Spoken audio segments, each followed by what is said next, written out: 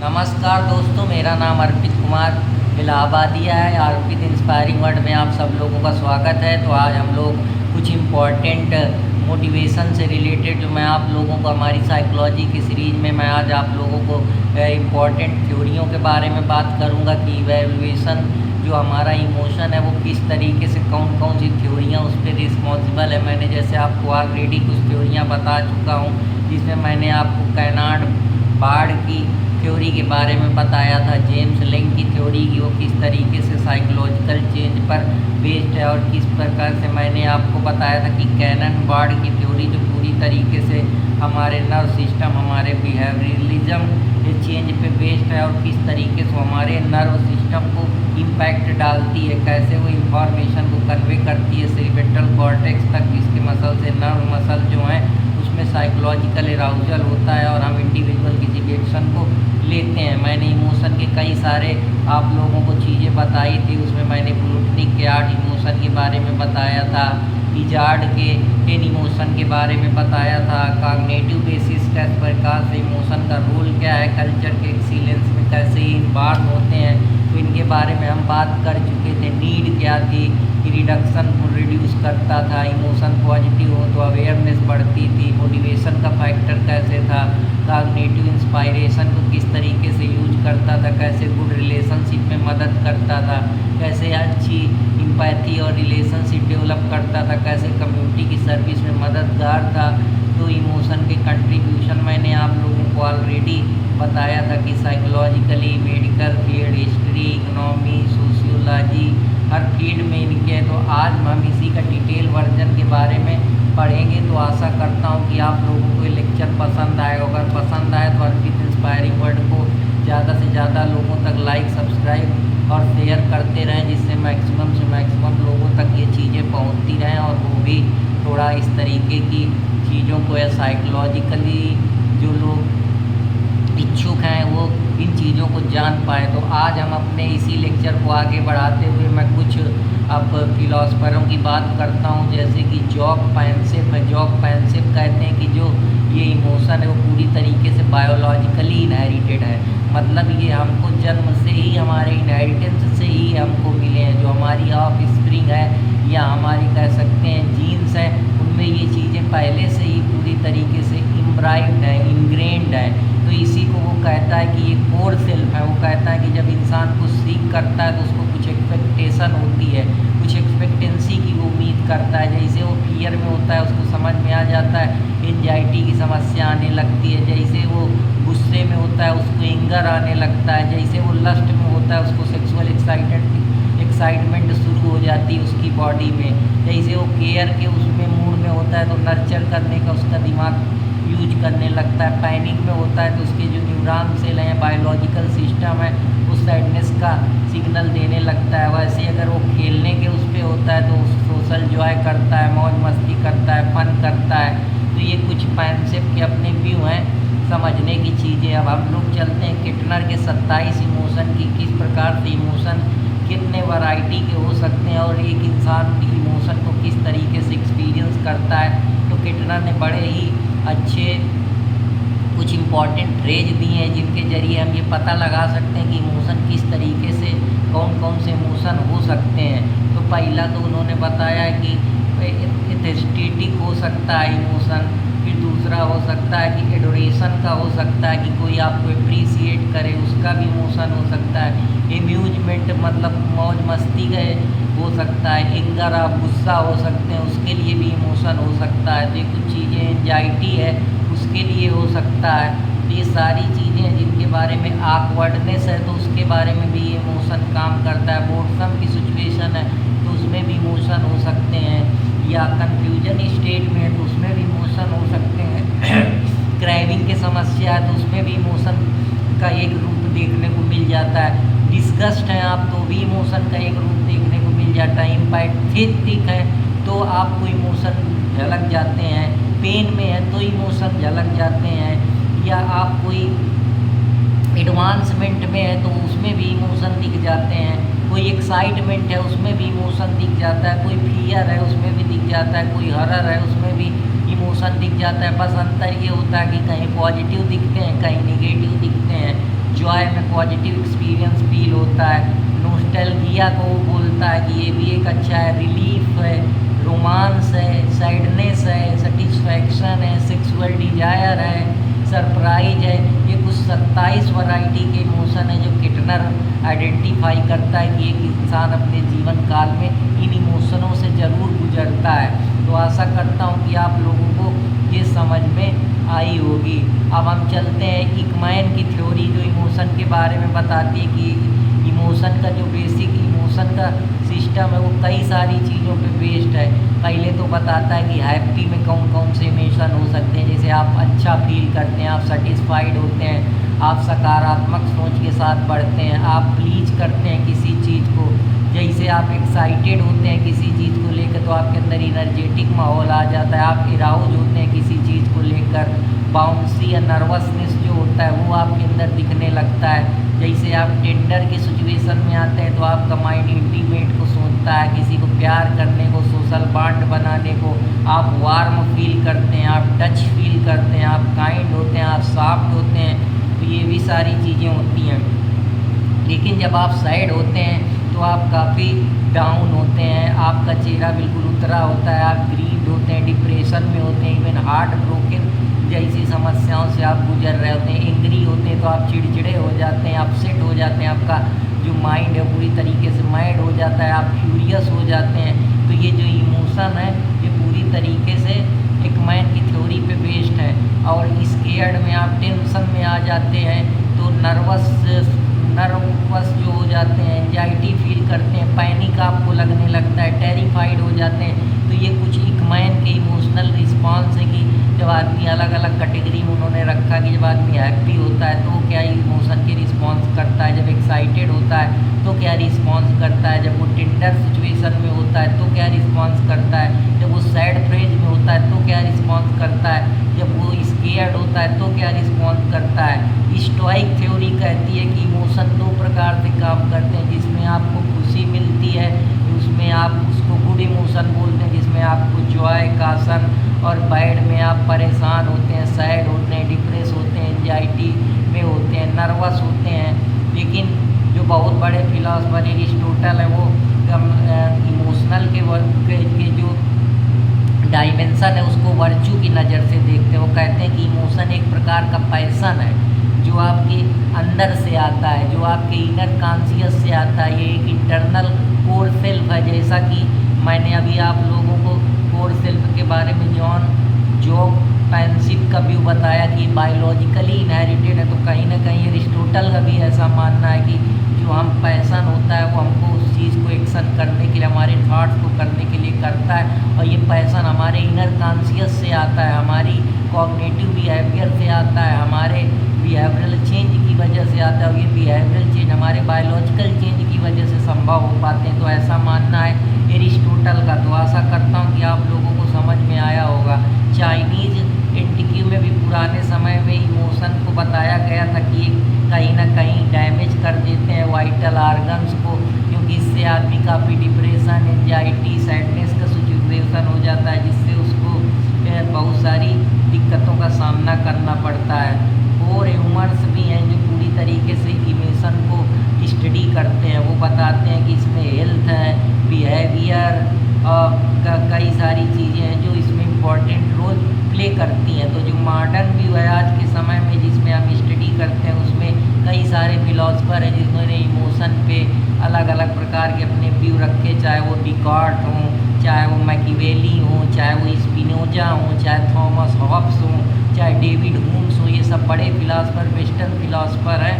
तो इन्होंने स्टडी करा एम्पिरिसिस्ट के बारे में, साइकेट्रिक्स के बारे में, और अपने अलग अलग पर्सपेक्टिव निकाले इमोशन को लेकर। तो जो हम इमोशन आज पढ़ते हैं वो बहुत प्रकार है, उस इमोशन के पीछे की बहुत सारी कहानियाँ हैं। जैसे वेस्टर्न थियोलॉजिस्ट मानते हैं कि गॉड जो है वो ह्यूमन को गॉड ने क्रिएट करा, इसलिए गॉड भगवान को फील करने का इमोशन देता है, और वो उसका लोकस स्टैंडी पॉइंट जो होता है, मेन पॉइंट, वो फिजिकल बॉडी होता है, जिसके जरिए जो इमेज की गॉड है वो हमें नज़र आने लगती है। कैसे नज़र आने लगती है? जब हम सैड होते हैं तो हम गुस्से में होते हैं, विकराल रूप बना लेते हैं, हंसने लगते हैं, फिर निराश होकर बैठ जाते हैं।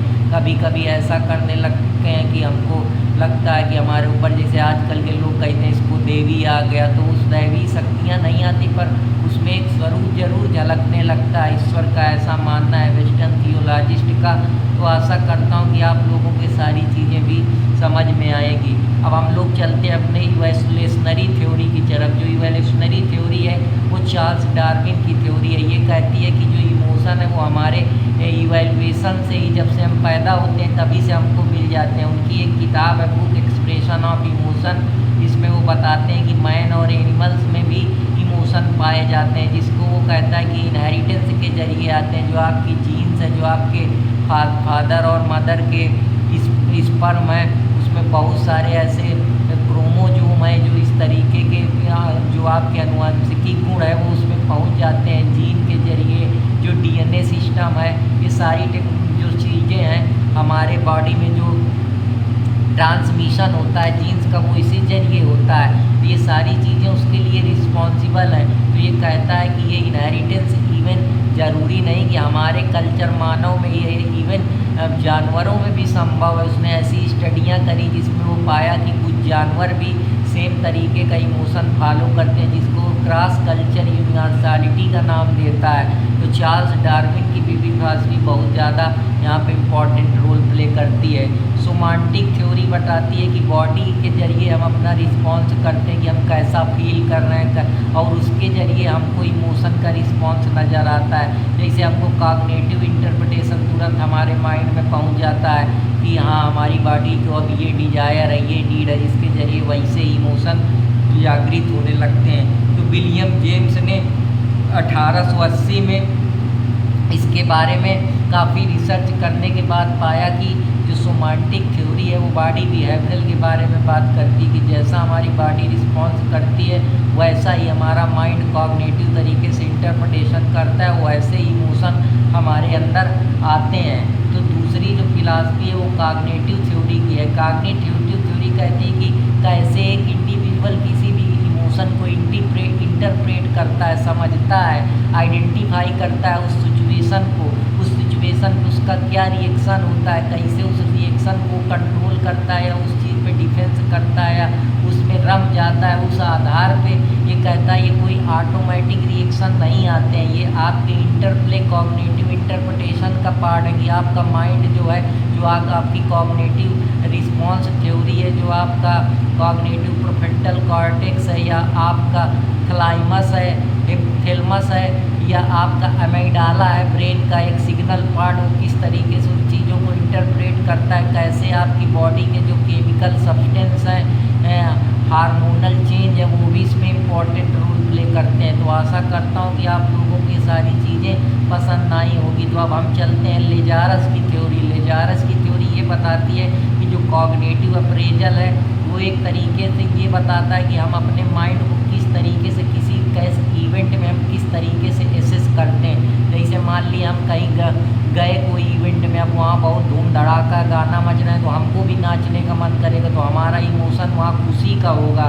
साइकोलॉजिकल चेंज की वजह से होते हैं, कभी कभी हमारा बायोलॉजिकल साइकिल चेंज होता रहता है, मोड स्विंग होते रहते हैं, हमारा एड्रेनल रिस्पॉन्स सिस्टम बढ़ता घटता रहता है, हमारे हार्मोनल चेंज होते रहते हैं, हमारे बॉडी के जो न्यूरॉन्स हैं उनमें सेल्स में घटौती बढ़ोतरी होती रहती है। उसकी वजह से भी हम एक उसी तरीके के एक्शन करते हैं, वैसे ही इमोशन फील करते हैं, उसी तरीके से रिएक्ट करते हैं। ये हमारी क्वालिटी और क्वांटिटी में भी डिपेंड होते हैं कि हम उनको किस तरीके से कंट्रोल करते हैं। हमारे जो कंट्रोलिंग कॉग्निटिव पावर है वो किस तरीके से उनको प्रोसेस कर रही है, वो भी लेजारस की थ्योरी बताती है कि हम किस तरीके से किसी इवेंट के जरिए इमोशन को एनालिसिस कर सकते हैं, अपने साइकोलॉजिकल चेंज के जरिए उन तक पहुंच सकते हैं, उनके इमोशन के पीछे का पता लगा सकते हैं। तो जैसे हम किसी डेंजर जीव को देखते हैं, जैसे सांप हो गया या कोई और डेंजर एनिमल हो गया,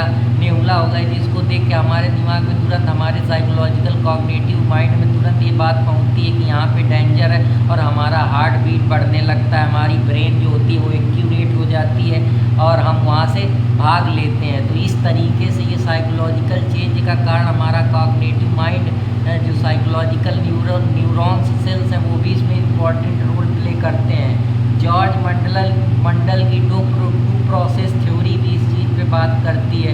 वो कहते हैं कि इमोशन प्राइमरी अप्रेजल पे बेस्ड होते हैं और प्राइमरी अप्रेजल में वो बताता है कि ये इवैल्यूएशन की सिचुएशन होती है, जहाँ आप किसी भी सिचुएशन को किस तरीके से इवैल्यूएट करते हैं, क्या आपका मानक होता है, क्या आपका क्राइटेरिया होता है, क्या आपके वो बिंदु होते हैं जिस आधार पे आप किसी भी इमोशन को इवैल्यूएट करते हैं, उसके निर्णय तक पहुंचते हैं, उसकी बात को एनालिसिस करते हैं अपने जरिए। जैसे कि जो चीज़ आपके लिए बेनिफिशियल है या कि वो आपके लिए हार्मफुल है या आपके लिए न्यूट्रल है, तो आपके स्टेट में आपके माइंड में तीन चीज़ें क्रिएट होती हैं कि क्या वो जो चीज़ है वो मेरे लिए बेनिफिशियल है या वो मेरे लिए हार्मफुल का काम कर रही है या वो मेरे लिए न्यूट्रल है।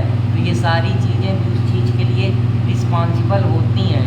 तो इस तरीके से हम प्राइमरी लेवल पे इमोशन को पता लगाते हैं, उसके इवैल्यूएशन को इवैल्यूएट करके, एनालिसिस करके, उसका इंटरप्रिटेशन करके, सही तरीके से आकलन करके, सेकेंडरी अप्रेजल में उसी असेसमेंट को हम उस एबिलिटी में कैसे उस चीज़ को मैनेज करेंगे, क्या एक्ट लेंगे, क्या एक्शन लेंगे, किस तरीके का हम रिजल्ट करेंगे और किस तरीके से हम उस इमोशन से अपने को सिचुएशन से मैनेज करेंगे। और जब वो कम्बिनेशन प्राइमरी और सेकेंडरी अप्रेजल का हो जाता है तो उसी को वो इमोशन जनरेशन का नाम देता है, जो एक प्रकार की जो प्राइमरी सिचुएशन होती है वो उसको प्राइमरी अप्रेजल को पॉजिटिव सिचुएशन जॉय बताता है, जबकि सेकेंडरी में वो फियर एंड सैडनेस की बात करता है। तो आशा करता हूँ कि आप लोगों को ये भी समझ में आया होगा।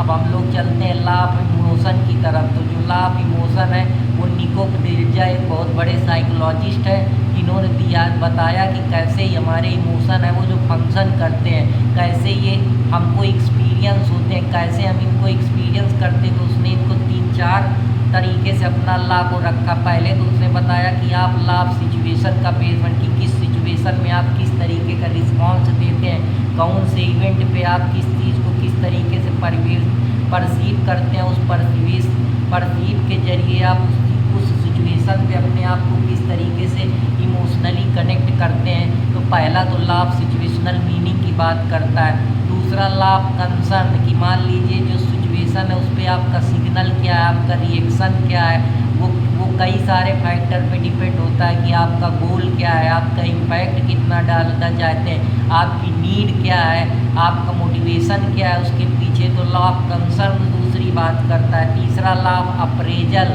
कि आप उस चीज़ को किस तरीके से अप्रेज करेंगे, क्या एक्सपीरियंस फैक्टर होंगे, कौन से रिलेवेंट चीज़ें होंगी, क्या गोल होगा, क्या पोटेंशियल होगा, किसी चीज़ को किस तरीके से आप उस स्पेसिफिक चीज़ को इमोशनल रिस्पॉन्स करके देखेंगे, इमोशनल रिस्पॉन्स देंगे उस पर्टिकुलर इवेंट में, पर्टिकुलर टाइम पे किस तरीके का एक्शन लेंगे। तो ये लॉ ऑफ अप्रेजल की बात करता है। लॉ ऑफ रेडीनेस बताता है कि आप किस तरीके से किसी भी इंडिविजुअल को किसी एक्शन के लिए प्रिपेयर कर सकते हैं। ये एसोसिएट करता है साइकोलॉजिकल चेंज से, कि आपके माइंड को किस तरीके से साइकोलॉजिकली चेंज होता है, क्योंकि इंडिविजुअल तभी एक्शन करता है जब उसके माइंड में साइकोलॉजिकल चेंज होता है या वो एक्शन लेता है किसी टेंडेंसी पे।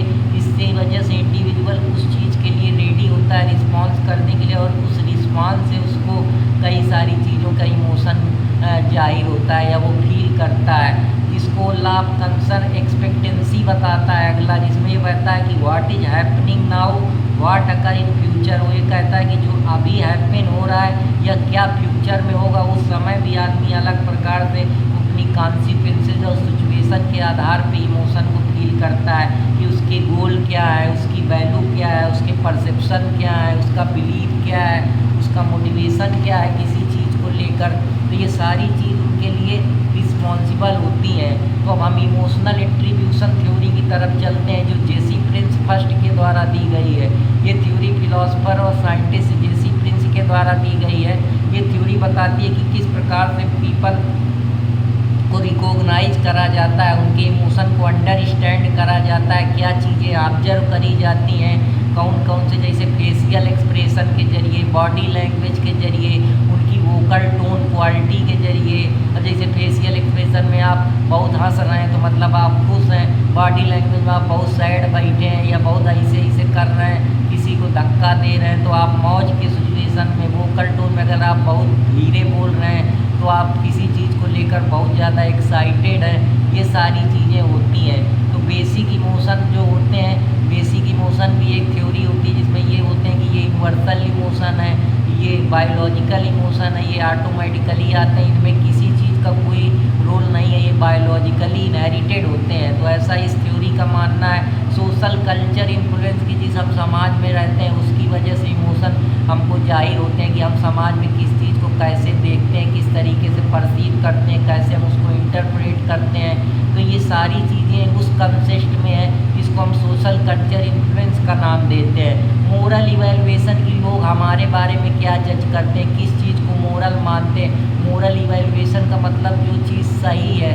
समाज की नज़र में की, तो उसके आधार पे इमोशन, जैसे हम मान लीजिए कि आप समाज में गए, अब समाज में पता कि किसी को गाली नहीं देना, अब आप गाली दे रहे हैं तो आपको बुरा लग रहा है क्योंकि मोरल जजमेंट आपका तो यही हो रहा है ना, समाज के आधार पर गाली देना गलत है क्योंकि सोसाइटी कस्टम ने गाली को गलत नर्म्स में डाल दिया है या वो समाज में अनएथिकल भी है, फिर तो आपके दिमाग में तुरंत सैडनेस माइंड बन जाएगा, आपका फेस जो होगा वो उतर जाएगा। अगर कोई आप अच्छा काम करेंगे, कोई स्पीच देंगे, कोई आपको वाहवाही देगा तो आपका मोरल जजमेंट क्या होगा, लोग मोरली आपको यही करेंगे आप बहुत अच्छे आदमी हैं। तो इस तरीके से इसीलिए कहते हैं जब लोग बहुत पढ़ ले जाते हैं तो हमेशा जो हाईएस्ट इंटेलेक्चुअल पीपल होता है वो हमेशा अनसोशल हो जाता है। वो अनसोशल नहीं होता है, वो एक्चुअली रहता ही सोशल है, बस वो समाज को अनसोशल दिखने लगता है क्योंकि वो चीज़ों की रियलिटी को पहचानने लगता है, वो चीज़ों के जो गहराई है उस पर उतरने लगता है। तो उसको जो चीज़ें समाज उसके ज़बरदस्ती मुँह पे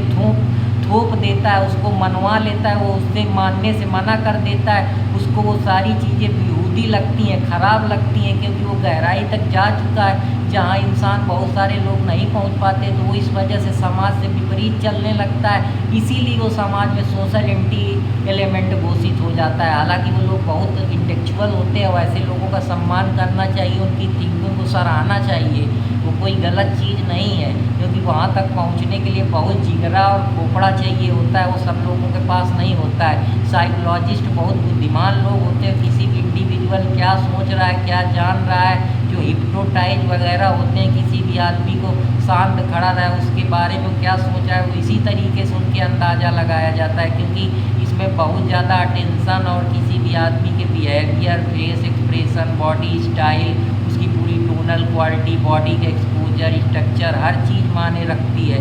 तभी जाके जो बड़े बड़े कहते हैं कि हम मेंटलिस्ट हैं, वो मेंटलिस्ट ऐसे ही बनते हैं। तो आशा करता हूँ कि आप लोगों को ये पसंद आया होगा। तो अब चलते हैं हम थ्योरी ऑफ कंस्टिट्यूट इमोशन की तरफ कि ये कुछ इमोशन होते हैं जो कंस्टिट्यूट होते हैं, ये ट्रिगर नहीं होते हैं, ये क्रिएट किए जाते हैं आपके सराउंडिंग से, आपके फिजिकल बॉडी प्रॉपर्टी से, आपकी बॉडी से, आपकी ब्रेन से, आपके कल्चर से, आपके इन्वायरमेंट से। उस आधार पे आप इमोशन को अपने एक्सप्रेस करते हैं, बिहेव करते हैं, उस आधार पे अपना इमोशनल जजमेंट बनाते हैं, मोरल जजमेंट बनाते हैं। तो इस तरीके से भी ये जो ट्रिगर कंट्रीब्यूट इमोशन की थ्योरी है वो काम करती है। अफेक्शनेटिव इवेंट थ्योरी एक होती है, ये एक प्रकार की साइकोलॉजिकल थ्योरी है जो पूरी तरीके से फोकस करती है कि आपका रोल वर्क प्लेस पे क्या है। अगर आप वर्क प्लेस पे आपका एटीट्यूड बेहतर है, आपका बिहेवियर अच्छा है तो आप बेहतर परफॉर्म करेंगे, आप खुशी रहेंगे, आपके पास हैप्पीनेस आएगी, आप जॉय रहेंगे, आप चीयरफुल रहेंगे। लेकिन अगर आपका वर्क प्लेस बेहतर नहीं तो आप सैड, डिप्रेशन, एंजाइटी या नर्वसनेस आपको फील होगी। ये बहुत बड़े फिलासफर हैं, ऑर्गेनाइजेशनल साइकोलॉजिस्ट हार्वर्ड WM विस के द्वारा दी गई है ये फिलासफी, जिसमें ये पॉजिटिव इमोशन की बात करता है कि पॉजिटिव इमोशन तब आते हैं जब एक इंसान जॉब से सेटिस्फाइड होता है, वो इम्प्रूव करता है अपनी परफॉर्मेंस में, ग्रेटर कमिटमेंट उसका बढ़ता है। तो ये कुछ इम्पोर्टेंट रोल ऑर्गेनाइजेशन को किस तरीके से बेहतर करा जाए, तो इसमें इमोशनल थ्योरी का भी बहुत बड़ा इम्पोर्टेंट रोल है। जो लोग आजकल एक्स्ट्रा काम करा रहे हैं, जैसे पुणे में वो एक लड़की मर गई सीए, वो क्यों मर गई, क्योंकि उसको इमोशनली काम न करा के उसको ज़बरदस्ती स्ट्रेस करा के ओवरवर्क का शिकार बनाया गया। अगर उसको इमोशन के जरिए काम कराया जाता, वो खुश होती तो कभी सुसाइड ना करती, उनको बिल्कुल स्लेव की तरह ट्रीट करा गया। तो जो लोग इस बड़ी बड़ी कंपनी चलाते हैं उनको इमोशनल थ्योरी का सपोर्ट लेना चाहिए, जिससे एम्प्लॉयर और एम्प्लॉई के बीच में जो कनेक्शन है वो बेहतर रहेगा और इस तरीके की चीज़ें देखने को नहीं मिलेंगी। तो ये बातें मैं आप लोगों को बताना चाहता था, क्योंकि ये बहुत बेहतर चीज़ें हैं। हालांकि आजकल मैं जानता हूँ कि बहुत कम लोग इसको देखेंगे, क्योंकि ज़्यादातर लोग आजकल सब वही यूट्यूब में रील्स देखना और ये सब चीज़ें देखते हैं, डांस देखना और जो वल्गारिटी है उसको सपोर्ट करते हैं। इन चीज़ों को कोई नहीं सपोर्ट करेगा, पर मेरा काम है तो मैं अच्छी चीज़ें ही आपको लाऊँगा। भले हमको कुछ भी हो, हमको कोई देखे या ना देखे, लेकिन जितने लोग देखेंगे कम से कम वो अच्छी चीज़ें सीखेंगे। बस मैं इसी उद्देश्य के साथ आप लोगों के साथ जुड़ा हूँ और रोज़ मैं ऐसी वीडियो आप लोगों के साथ लाता रहूँगा। 2 दिन मैं नहीं ला पाया क्योंकि मेरी थोड़ी तबीयत ख़राब थी। तो अब हम लोग चलते हैं अपने अगले सिचुएशनल पर्सपेक्टिव की तरफ। सिचुएशनल पर्सपेक्टिव जो हमारा पॉल ग्रिफिथ एक साइकोलॉजिस्ट है, वो बताते हैं कि इमोशन हमारे सोशल रिलेशनशिप, हमारे लव, इंटीमेसी, केयर और एक्शन ओरिएंटेड फॉर्म के आधार पे भी डेवलप होती है कि हम कैसे एक्शन लेते हैं, हमारा सोशल बॉन्ड कैसा है, उस आधार पे भी हमारे इमोशन जनरेट होते हैं। जेनेटिक्स एक बड़ा इम्पोर्टेंट थ्योरी है जो लेटर स्टेज में डेवलप हुई। ये बताती है कि स्ट्रेस सिस्टम भी एक इम्पॉर्टेंट रोल प्ले करता है, जो कहीं ना कहीं हमारे जीन को इफेक्ट करता है। उसकी वजह से जो हमारे डीएनए है या ट्रांसमिशन है या हेरिटेबल ट्रेट की वजह से हमको इमोशन के अलग अलग प्रकार, अलग अलग एक्सप्रेशन देखने को मिलते हैं। बायोलॉजिकल एक्सप्रेशन में भी अलग अलग तरीके से इसको बताया गया कि कुछ प्लीजेंट कंडीशन बनती हैं, कुछ अनप्लीजेंट कंडीशन बनती हैं, जो हमारे लिम्बिक सिस्टम पे पूरी तरीके से ममेलियन ब्रेन को इंगित करती हैं, रिस्पॉन्स देती है, जिसके जरिए हमको इराउजल फील होता है। उस इराउजल के जरिए हमारे शरीर में न्यूरोकेमिकल्स सब्सटेंसेस का प्रवाह होता है, जिसके जरिए हमारे शरीर से डोपामाइन, नोराडरेनालाइन, सेरोटोनिन जैसे जो हमारे क्या बोलते हैं हार्मोन्स होते हैं वो निकलते हैं। उसकी जगह से वो हमारे जो माइंड है, बॉडी है, उसके ब्रेन के अंदर जाते हैं, वो हमको पूरी तरीके से एक्टिवेट करते हैं, जिसके जरिए वो हमको गेस्चर के जरिए, विजुअल के जरिए, पोस्चर के जरिए, हमारी बॉडी मूवमेंट के जरिए वो हमको समझ में आते हैं। तो इसके लिए कई सारे हमारे जो मेडिकल जो हमारी साइकोलॉजिस्ट एनालिसिस है वो काफ़ी रिस्पॉन्सिबल रोल प्ले करती है। न्यूरोबायोलॉजिकल रिस्पॉन्स है वो इसमें रिस्पॉन्सिबल है, जैसे हाइपोथैलेमस या कॉर्टेक्स या लिम्ब